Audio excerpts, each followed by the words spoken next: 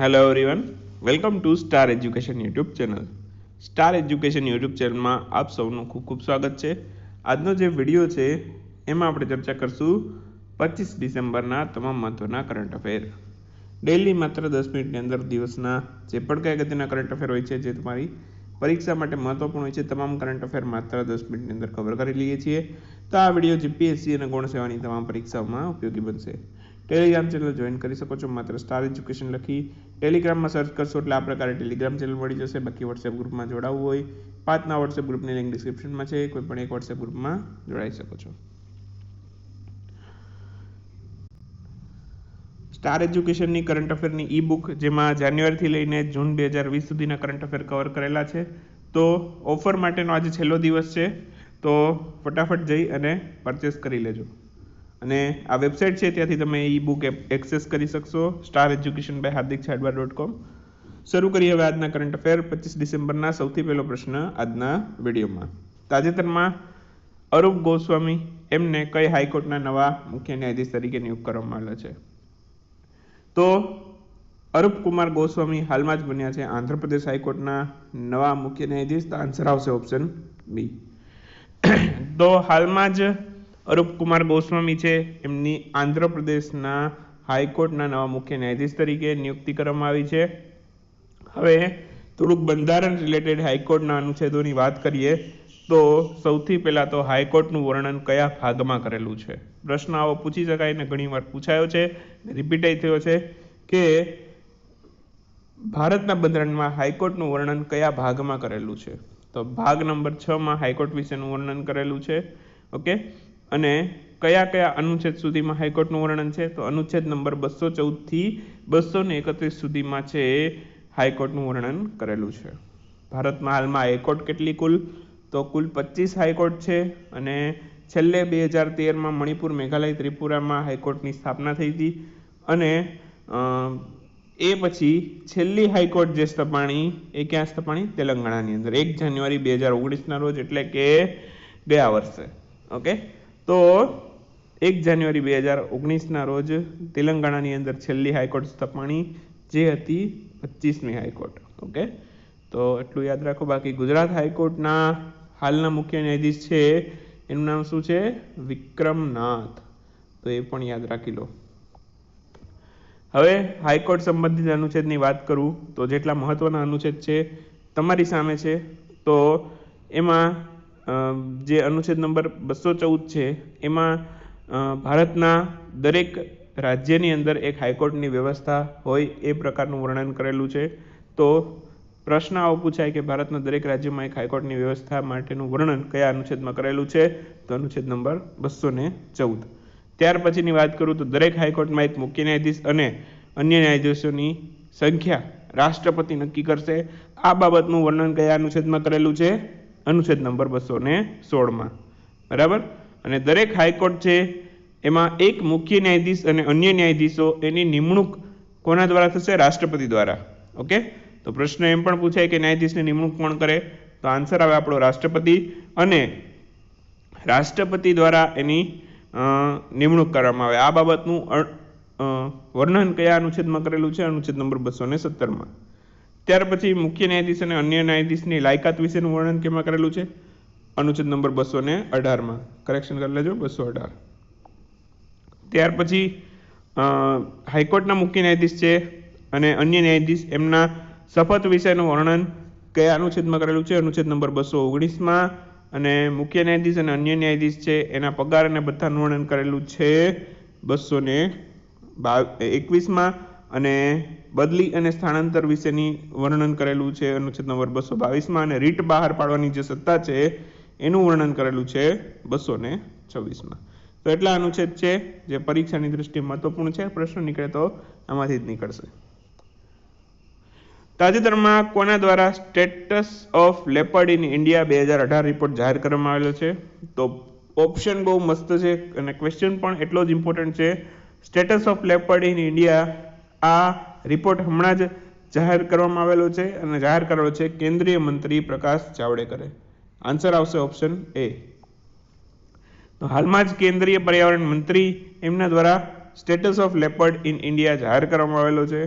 અને આ રિપોર્ટ મુજબ છે ભારતની અંદર છે લેપર્ડ એટલે કે ચિત્તો, તો લેપર્ડ અથવા તો ચિત્તાની સંખ્યામાં કેટલા ટકા વધારો જોવા મળ્યો છે? 100% પ્રશ્ન આવશે ને આવશે. લખી લેજો, મોસ્ટ ઇમ્પોર્ટન્ટ ક્વેશ્ચન છે. 60% વધારો જોવા મળેલો છે. કેટલા ટકાનો? 60% વધારો જોવા મળેલો છે. અને અંતિમ જે વસ્તી ગણતરી થઈ હતી ક્યારે થઈ હતી? 2014માં. ત્યાર પછી હમણાં થઈ 2018માં, અને એનો રિપોર્ટ હમણાં જાહેર થયો 2020માં, 2018ની વસ્તી ગણતરીનો. બરાબર. તો છેલ્લે 2014માં થઈ હતી, અને 2018માં હવે જ્યારે વસ્તી ગણતરી કરવામાં આવી તો ચિત્તાની સંખ્યા છે બરાબર એ કેટલી થઈ? એ થઈ 12,852. તો ખાસ યાદ રાખજો, હાલમાં ચિત્તાની સંખ્યા કેટલી એવું પણ પૂછાઈ જાય તો 12,852 ઓફિશિયલ આંકડા છે આ બધા, તો યાદ રાખવાના. અને સૌથી વધારે ચિત્તા કયા રાજ્યની અંદર જોવા મળે છે? તો મધ્યપ્રદેશ રાજ્યમાં સૌથી વધારે ચિત્તા છે. ત્યાર પછી બીજા ક્રમે આવે છે કર્ણાટક, અને ત્રીજા ક્રમે આવે છે મહારાષ્ટ્ર. તો યાદ રાખજો, એક લાઈન ઇમ્પોર્ટન્ટ છે તમારા માટે આ સ્લાઇડમાંથી. નેક્સ્ટ વાત કરીએ તો રાષ્ટ્રીય ગ્રાહક દિવસ, આની ઉજવણી ક્યારે કરવામાં આવી? રાષ્ટ્રીય ગ્રાહક દિવસ ઉજવાયો 24 ડિસેમ્બરના રોજ, અને દર વર્ષે ઉજવાય છે 24 ડિસેમ્બરે. તો આન્સર આવશે ઓપ્શન બી. તો દર વર્ષે રાષ્ટ્રીય ગ્રાહક અધિકાર દિવસ અથવા તો નેશનલ કન્ઝ્યુમર રાઇટ્સ ડે એની ઉજવણી 24 ડિસેમ્બરના રોજ કરવામાં આવે છે. છેતરપિંડી, ગ્રાહકો સાથે થતી છેતરપિંડીમાં જાગૃતતા લાવવા માટેના હેતુથી છે આ દિવસની ઉજવણી કરવામાં આવે છે. બાકી વિશ્વ ગ્રાહક અધિકાર દિવસ છે એની ઉજવણી ક્યારે થાય એવો પણ પ્રશ્ન ઘણી વખત આવે, તો 15 માર્ચ. જો રાષ્ટ્રીય ગ્રાહક દિવસ પૂછાય તો 14 ડિસેમ્બર, અને વિશ્વ ગ્રાહક અધિકાર દિવસ પૂછાય તો 15 માર્ચ. તો યાદ રાખજો, આમાં જ કન્ફ્યુઝન થઈ જાય છે. બંને ઓપ્શન જ્યારે આવા પ્રશ્નો નીકળે ત્યારે 14 ડિસેમ્બરે આપે, 15 માર્ચ પણ આપે. તાજેતરમાં excellence in the prestigious CIIITC sustainability award 2020 થી કઈ કંપનીને સન્માનિત કરવામાં આવેલું છે? તો હાલમાં જ આ એવોર્ડથી સન્માનિત કરવામાં આવેલું છે ભારતની NTPC ને. ઓકે, આન્સર આવશે ઓપ્શન બી, NTPC. તો excellence in prestigious CIIITC sustainability award 2020 આ પુરસ્કારથી સન્માનિત કરવામાં આવેલું છે ભારતની NTPC ને. NTPC નું પૂરું નામ શું થાય? National thermal power corporation limited. પૂરું નામ ખાસ યાદ રાખજો. કંપનીની સ્થાપના થઈ હતી 1975માં, અને મુખ્ય મથક છે એનું નવી દિલ્હીમાં. અને 2019નો પણ આ જ કંપનીને મળેલો છે, અને 2020નો જે આ પુરસ્કાર છે એ પણ આ જ કંપનીને આપવામાં આવેલો છે. હવે વાત કરીએ ક્વિક ન્યૂઝની. ક્વિક ન્યૂઝની અંદર સૌથી પહેલો પ્રશ્ન આજના વિડીયોમાં. તો ક્વિક ન્યૂઝ પણ આજના બહુ જ ઇમ્પોર્ટન્ટ છે. સૌથી પહેલો પ્રશ્ન, તાજેતરમાં ગોલ્ડન ફૂટ એવોર્ડથી કોને સન્માનિત કરવામાં આવેલું છે? તો ગોલ્ડન ફૂટ એવોર્ડથી સન્માનિત કરવામાં આવેલું છે ક્રિસ્ટીના રોનાલ્ડોને. અને એ કઈ રમતના ખેલાડી છે? ફૂટબોલના ખેલાડી છે. એક હોમવર્ક વાળો ક્વેશ્ચન તમારા માટે, આ ક્રિસ્ટીના રોનાલ્ડો છે એ કયા દેશના છે? ઓકે, તો દેશનું નામ તમારે મને કોમેન્ટમાં કહેવાનું છે. તો આ તમારા માટે. ઓકે, તાજેતરમાં કયા રાજ્યની સરકારે બળજબરીપૂર્વક ધર્મ પરિવર્તન કરાવનાર પર 7 વર્ષની સજાની જોગવાઈ કરી છે? તો હાલમાં જ બળજબરીપૂર્વક ધર્મ પરિવર્તન કરાવનારને 7 વર્ષની સજાની જોગવાઈ કરી છે હિમાચલ પ્રદેશની સરકારે. મુખ્યમંત્રી છે જયરામ ઠાકુર. તાજેતરમાં વર્ષ 2020માં કઈ બેંક ગ્રાહકોને સેવા આપવાની બાબતમાં પ્રથમ ક્રમ પર રહી છે? તો ગ્રાહકોને સેવા આપવાની બાબતની અંદર પ્રથમ ક્રમ પર રહી છે SBI, HDFC અને ICICI બેંક. ત્રણેય બેંક પ્રથમ ક્રમ પર છે ગ્રાહકોને સેવા આપવાની બાબતમાં. તો યાદ રાખજો. તાજેતરમાં કયા સંગીતકારને યુકેના આઇકોન એવોર્ડથી સન્માનિત કરવામાં આવેલું છે? તો શંકર મહાદેવન છે, એમને યુકેના આઇકોન એવોર્ડથી સન્માનિત કરવામાં આવેલું છે. આન્સર આવશે શંકર મહાદેવન. તાજેતરમાં એશિયન ડેવલપમેન્ટ બેંકે કયા રાજ્યમાં શહેરી અને પર્યટન વિકાસ માટે 2100 કરોડની લોન માટે કરાર કર્યા છે? તો તો ભારતના ત્રિપુરા રાજ્ય સાથે છે આ કરાર કર્યા છે. ત્રિપુરાના મુખ્યમંત્રી અને રાજ્યપાલ તમારે મને કોમેન્ટમાં કહેવાના છે. અગાઉ આપણે બહુ સ્ટડી કરી લીધા, હવે તમારે મને કહેવાના છે. અંડમાન નિકોબારના નવા ડીજીપી કોણ બન્યું હાલમાં? અંડમાન અને નિકોબારના નવા ડીજીપી બન્યા હાલમાં સત્યેન્દ્ર ગર્ગ. તો આન્સર આવશે સત્યેન્દ્ર ગર્ગ.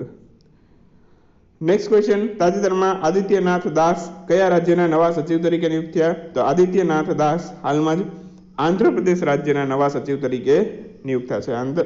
આન્સર આવશે આંધ્રપ્રદેશ. તાજેતરમાં COVID-19 crisis of civilisation and solution આ બુક કોના દ્વારા લખવામાં આવી છે? હાલમાં જ આ બુક ચર્ચામાં બહુ રહી છે અને આ બુક લખેલી છે નોબેલ શાંતિ વિજેતા કૈલાસ સત્યાર્થીએ. એમને નોબેલ પુરસ્કાર ક્યારે મળેલો હતો? 2014માં. નેક્સ્ટ ક્વેશ્ચન, તાજેતરમાં ભારતના રાષ્ટ્રપતિ રામનાથ કોવિંદે કિંગ જ્યોર્જ મેડિકલ યુનિવર્સિટીના 16મા કન્વોકેશનમાં આભાસી રીતે ભાગ લીધો. તે કયા રાજ્યમાં આવેલી છે? તો ઇન શોર્ટ પ્રશ્ન એવો છે કે કિંગ જ્યોર્જ મેડિકલ યુનિવર્સિટી કયા રાજ્યમાં આવેલી છે? આવેલી છે ઉત્તર પ્રદેશના લખનઉ ખાતે. બરાબર. અને રાષ્ટ્રપતિ રામનાથ કોવિંદે કન્વોકેશન જે થાય છે એમાં ભાગ લીધેલો હતો, તો એટલા માટે અગત્યનું છે. તાજેતરમાં ભારતે ઇન્ડિયા વિયેતનામ સમિટ 2020 દરમિયાન પહેલી high speed coastal guard boat સોંપી છે. આ બોટ કઈ કંપની દ્વારા બનાવવામાં આવી છે? તો ઇન્ડિયા વિયેતનામ સાથે બોટ બનાવવા અંગે કરાર થયેલા હતા, તો એમાંથી પહેલી high speed coastal guard boat છે ભારતે વિયેતનામને સોંપી દીધી છે અને આ બોટ બનાવી છે લાર્સન એન્ડ ટુબ્રોએ. કુલ 12 બોટ બનશે, બાકીની 11 ટૂંક સમયમાં મોકલવામાં આવશે. એમાંથી 7 બનશે વિયેતનામની અંદર. તો એટલી બાબત યાદ રાખો. અને વિડીયો આજનો અહીંયા પૂરો થાય છે. તો મજા આવતી તો લાઈક કરો, શેર કરો આપણા મિત્રો સાથે. નવા હોય તો સબસ્ક્રાઇબ કરો, બેલ સિમ્બલ દબાવો જેથી આવનારા વિડીયો નોટિફિકેશન મળતી રહે. મળીએ નેક્સ્ટ વિડીયોની અંદર નવા કરંટ અફેર સાથે. ત્યાં સુધી રજા લઈએ. આવજો. Bye bye. Good night. શુભરાત્રી.